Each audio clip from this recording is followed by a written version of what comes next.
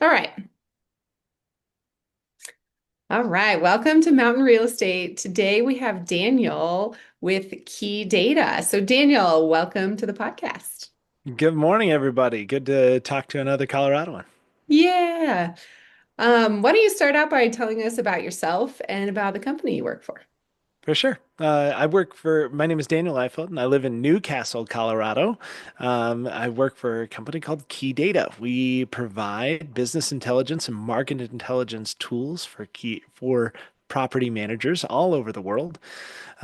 We work with over 16,000 property managers nationwide, and over 1.7 million properties are feeding us their direct source data. That's our special thing that we offer in the vacation rental space, and really in the lodging and hospitality and even tourism space. Is I believe there's nothing that does direct source data directly from the reservation systems of property management systems, certainly not in the vacation rental industry. And that provides us access to a level of data that most people can't get because we can see owner stays, maintenance holds, blocks, kick those out of the equation and give people a grade just on the days that are actually available to rent. This is a great leading indicator for tourism because you can see a lot further in advance. People don't cancel their reservations as much in vacation rentals. And probably more importantly, more people come and stay in a vacation rental than come and stay in a hotel room. You can have a 16-bedroom house that sleeps 40 people versus a hotel that sleeps two. I've always wondered that. Did we make that switch from hotels to vacation rentals where there's more of that? We're there. There's more vacation rentals than hotel I days. think in Summit County you're probably there. There's a lot of places around the world that are not there, obviously. Hmm. Um, but man, when you've got the power of large homes in a destination where people want to be together, they want to do that ski trip. I shared with you earlier, like my first trip to Colorado was a church group vacation rental over in Frisco. Like it's one of those things where when you get 20 or 30 people in a house that are there to spend money, it's a huge economic driver for the area. Yeah, definitely. We like having those groups come and stay. So, Yeah, um, all right. So lifeblood of the industry. that's right. Why don't you tell us, since you have all this fancy data, why don't you tell us about the vacation rental market in Summit and like where we are now and where we have been the last couple of years? Yeah, absolutely. No small question. Um, It's easy. but the big thing that we saw over the last few years is a big transition coming out of the COVID era. Everybody came up and went skiing. There was a lot more working from home, which meant there was a lot more flexibility in schedules. And so people would come up and go skiing. They would stay the weekend. We really saw that. We had tremendous years in 21, 22, even 23. The tourism marketing organizations in the mountains are phenomenal, and they've done a really good job, particularly in like Breckenridge, Summit County, of getting people to come here. And when you're doing a really good job of bringing people here, that makes it really, really hard to sustain. Because, I mean, you can't hit a home run every time you come up to bat. But man, when they have the power that they do, it's a lot easier. And so Summit County, for example, has had a few really good years. Last year was a quote unquote down year because people had gotten so expectant of a really, really great year.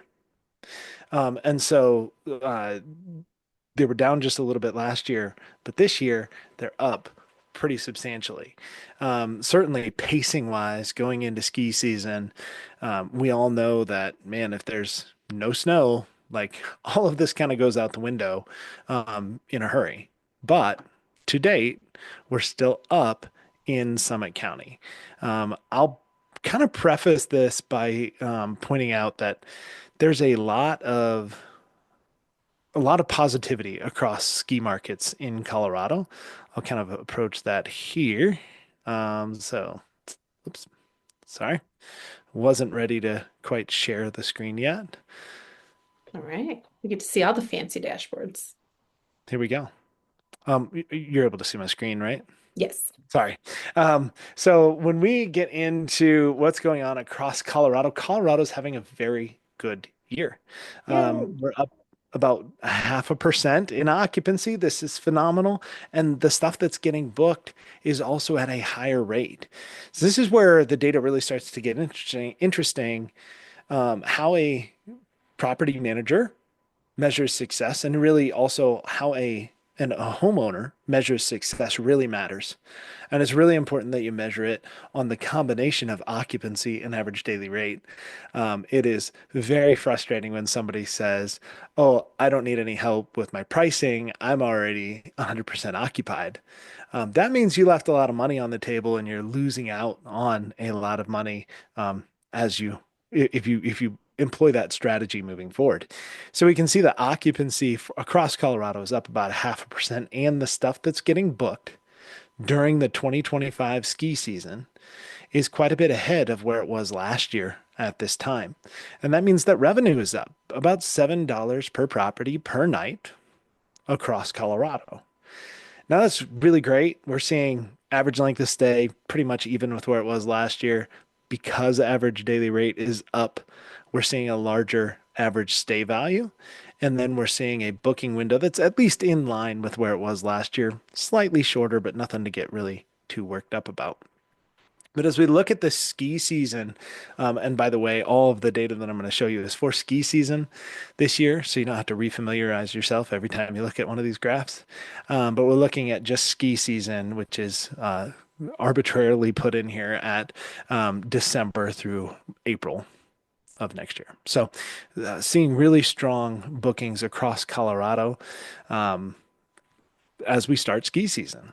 When we get into Summit County, or let's start out with the Colorado Rocky Mountains, we're seeing a slightly higher occupancy, but again, much stronger average daily rate. The stuff that's getting booked is getting booked at higher rates, and adjusted RevPAR is up as a result. Anytime average daily rate and occupancy are up at the same time, you're going to get higher revenue.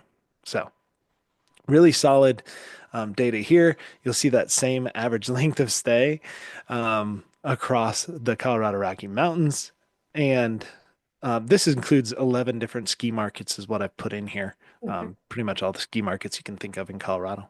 And then average stay value up a little bit. Average booking window in line with where do I sound like a broken record yet? Like it's everything's up pretty much across the board. Now, there's a couple of markets that are struggling, but let's be honest, Summit County isn't one of them. When Woohoo. we look at Summit County, up about 0.6% year over year. That might not be exciting, but what is exciting, again, average daily rate up a ton, up about 3.5% this year versus last year. And that has revenue up versus last year. People might not be in town yet, but people are booking and they're booking for the future. Again, these are less likely to cancel. We're seeing a really strong holiday season along, which you can see here in December, by the way, for occupancy, but also for rate. That's the cool thing is none of this additional occupancy is coming at a lower rate, which is typically not how it works. Um, and then we can see even as we get into the spring, we're seeing that strong spring season. I talked a little bit about this. I spoke at the Summit County Chambers COO Summit earlier this year, and we're just seeing big where there's going to be an Easter shift this year where it's going from late spring season to early spring season. And we're definitely expecting to see a little more occupancy at the tail end of ski season as a result. It really stinks when ski season ends right before Easter. Mhm. This is going back to the norm of when Easter's during ski season. And we do expect those occupancy numbers, especially in the early spring, to start to pick up a little bit. And what is that line that's way up on the left chart? So that's where we finished out last year. So that's the end of the year last year. We were at 46% in December. We were at 56% in January. And Oh, so gotcha. like this is the expectation of where we should be. And we're way ahead of where we were last year at this time. So like, for example, we are more than halfway to where we were last year for December. Okay. It's just turned to November, right? Like we're really early and people are really booking this stuff well in advance and they're keeping it on their calendar. They're not canceling. And these are really positive numbers to keep seeing. That's great. So that's Summit County. I put pretty much every county in Colorado in here. We don't necessarily need to go through all of that today, but like if I just zero in on Breck, one of Summit County's big markets here, Hmm. you'll see very similar data to everything that's happening in Colorado and to what's going on around Summit County. It's almost identical, really following the trend. And that's, again, I think a huge testament to the value of the DMOs, the destination marketing organizations that are putting the word out there to come to Summit County. For the purposes of this podcast, like if you're investing in a market, invest in a market that has a DMO that's really out there fighting for you, to keep people coming to town because that's really where the value is coming from.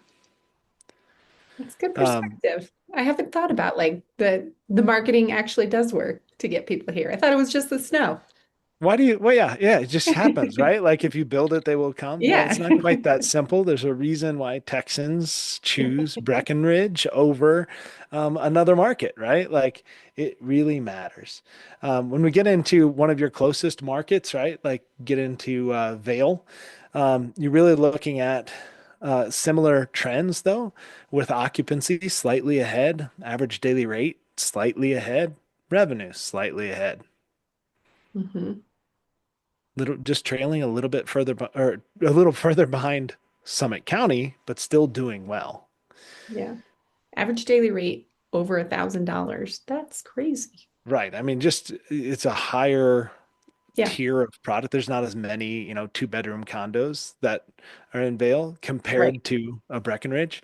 So you're looking at a lot more big houses, um, just a different type of inventory. So don't read too much into average daily rate. If you look at a seven-bedroom house versus a seven-bedroom house in each market, it might be slightly higher in Vail, but it's not tremendously. But I guess the good news is that even with that different property types, Yeah. their trend is still up. It's not Yeah, affecting. it's the trend for the low end and the high end. That's Yeah. you're absolutely right. When we get into like Grand County, still up a little bit occupancy, up a little bit rate, up a little bit revenue. This is all phenomenal stuff as we get into. I mean, we're there. We're at the time when people are really going to start accelerating, especially for December and January with their bookings. And we don't see a slowdown, which has been phenomenal.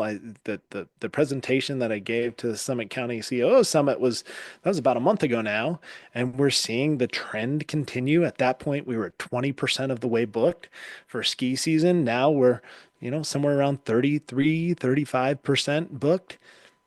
Really powerful stuff. Awesome. So that was Grand County. I do want to get into there's Pitkin County here, so Aspen, Snowmass. The reason why I wanted to bring this up is because they've actually restricted a lot of vacation rentals in Aspen, which has brought down the availability for people to book, which has driven rate through the roof in Aspen, and they're seeing a very strong revenue as well. So if you can get your hands on an STR permit in Aspen, it can be very valuable. But right now, that's really, really, really hard. So this is uh, an interesting market to look at because of the restrictive aspect of vacation rentals. So Um, is it safe to say, Daniel, that like even when you limit the supply, there's still demand and it's keeping prices up and occupancy up. It's still the not demand for affecting the ones that short-term have rentals is extremely high. It's ridiculous. Like when I go, for example, like I went to um, one of the Front Range markets. I went to Fort Collins last year for Thanksgiving. it. Hmm. We looked at a price. I had to go with my in-laws for the Thanksgiving holiday. I mean, I got to go with my in-laws for Good Thanksgiving answer. holiday. Um, and we went and stayed in a vacation rental. The reason we stayed in a vacation rental is because we looked at staying in a hotel. It was going to be almost twice as much. We were going to have to be in three different rooms. Mhm. We could not bring our pet. Um, there's so many reasons why people even going, I mean, we're only 4 hours away from Fort Collins. I didn't need to stay there for 4 days, but we wanted to be together as a family with our with my sister-in-law and their kid. And like those are the types of things that you can't do if you're staying in a hotel. It's the same thing when people come up to the mountains and they want to go skiing, they want to take a holiday, they really want to spend time together. And especially in the ski markets, like these are together holidays, Christmas, Thanksgiving. Um, it really matters that you give people the option to stay together. And that's what vacation rentals do extremely well, and hotels can't quite provide that luxury. So when we look at like Steamboat Springs, again, occupancy's up just a little bit, but look at the rate of those properties during that time period, and then look at the amount of revenue that they're creating. When demand is this high, it's really easy to, it's not easy. It's not, nothing about vacation rentals is easy, Good point. but when you are able to get that kind of demand, you're able to lift rate and get more revenue pretty commonly. Um, because that rate is so, or that demand is so high, and you can see the demand coming in key data, which allows you to adjust your rates so that you can take advantage of the wave. Yeah, that's Um, I do want to point out one market that does seem to be struggling a little bit right now, and I really couldn't tell you why. okay. But Telluride is down about 1.2% for ski season this year. Average daily rate is also down. This is where I get confused because usually when occupancy's down, that might be because they were a little too aggressive on rate. But you'll see that RevPAR is down about $10 for every available night in Telluride. It's not, this is where it's not always easy in the vacation rental industry. It's really hard to point at one individual thing, but I can point out a time period, right? Like we can see right here in March is one of the biggest problems as we look forward to ski season. What are their rules about spring break? What is their group business? What are they bringing in the church groups? Like this is where you can start to identify some opportunities maybe within your marketing mix of what's missing, what isn't coming that normally is.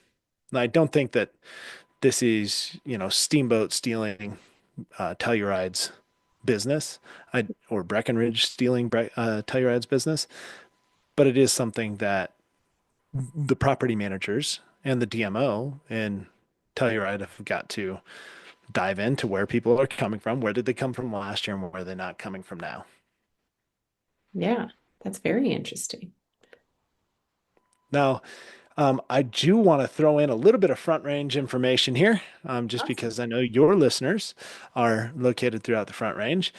So we are seeing even, and this is ski season. I understand people aren't going to Fort Collins to go skiing.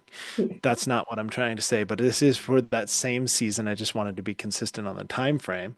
And you can see that in the front range, we're about 6% occupied for the next 4 months, which isn't bad for where we're at. People are making a lot more last minute decisions to come to Denver in December Mhm. than they are in, making a decision in March for the summer. Mhm. So we're looking at just for the ski season, a little bit higher occupancy, but again, higher rate, and that's leading to higher revenue. Same thing pretty much for Denver, And Daniel, with the these are just like vacation rental properties, so like just houses short-term or rentals. condos with short-term rentals. Okay. Yeah. I mean, there's a lot of condos that are in short-term rentals, right? But this wouldn't be your hotels. This is not Marriott and Okay. um, Holiday Inn and that. No, And there's obviously a lot more restrictions in a lot of our metro area markets, but of course, there are of course. some.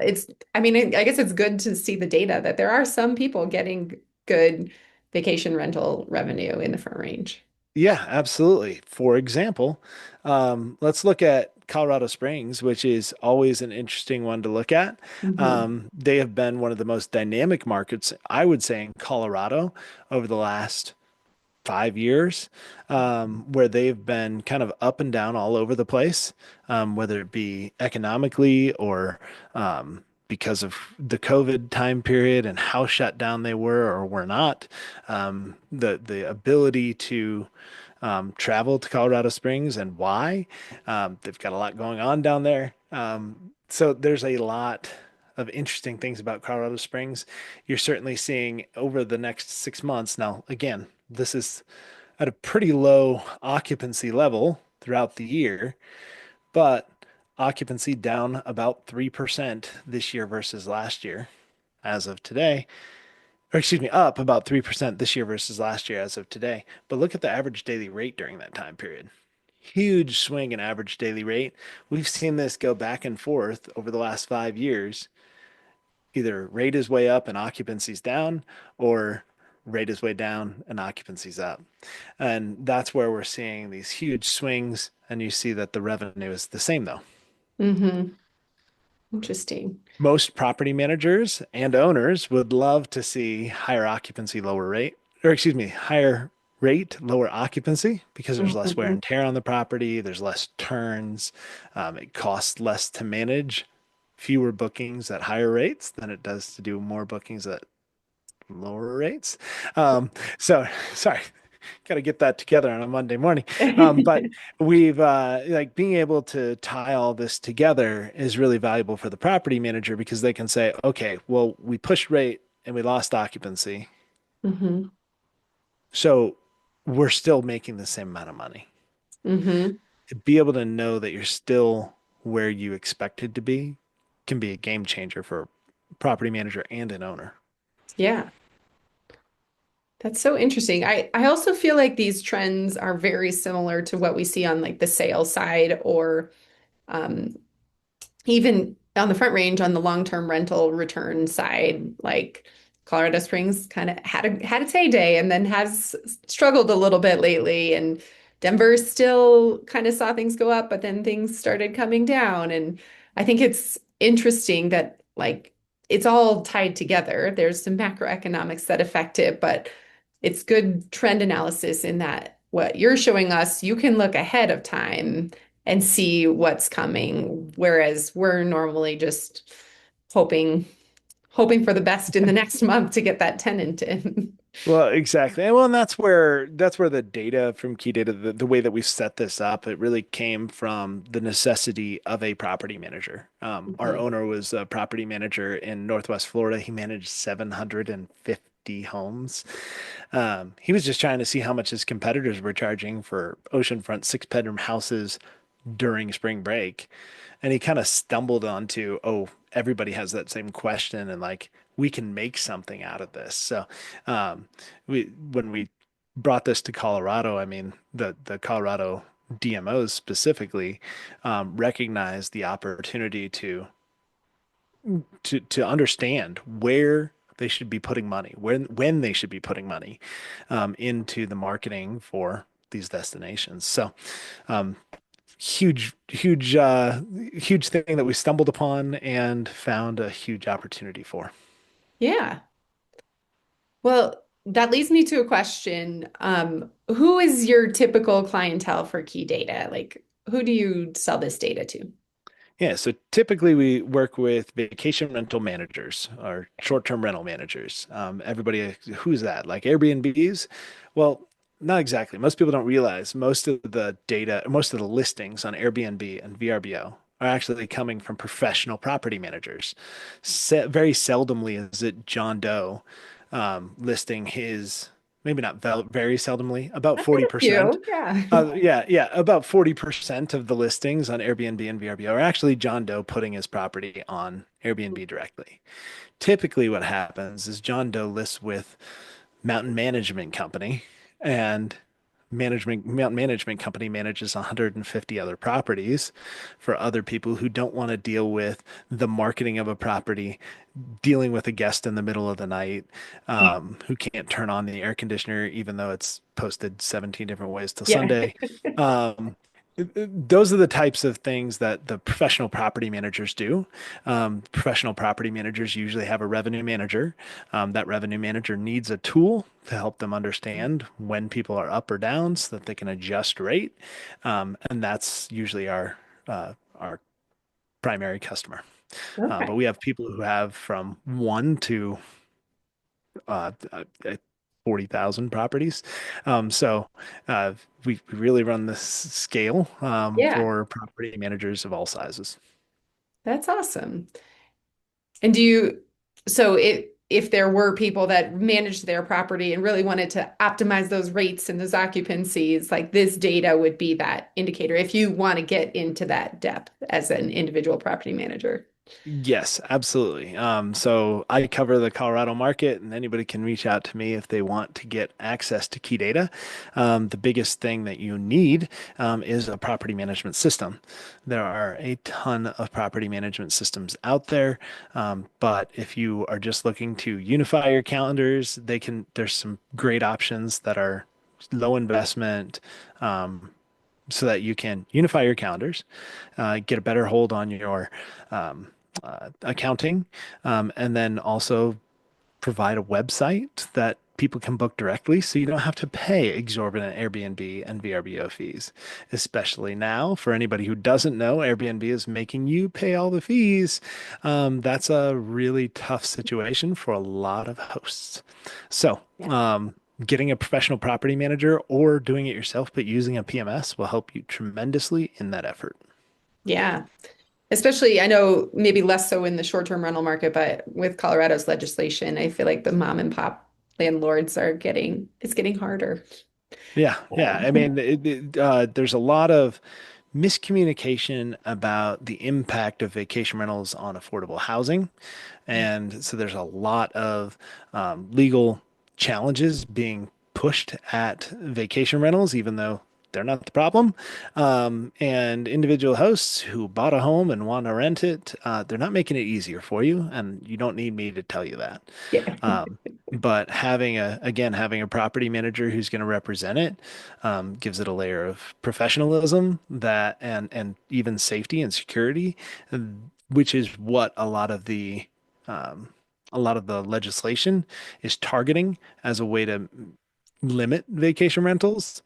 But if everybody gets their properties professionally managed, it's going to be a lot harder to shut them down because people are taking care of them. Like property managers, especially property owners, like you're actually investing in your property.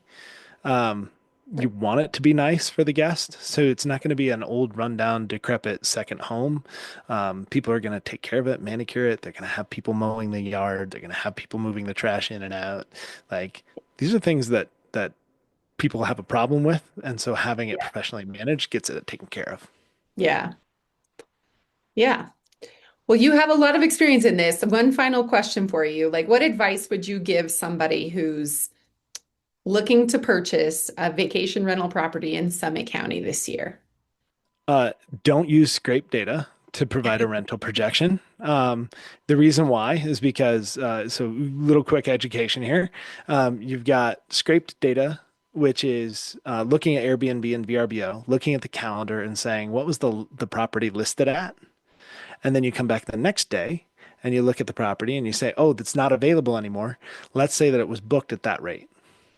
I've done that. Well, most people who buy a property, part of the reason they bought that ski condo is because they want to go use it.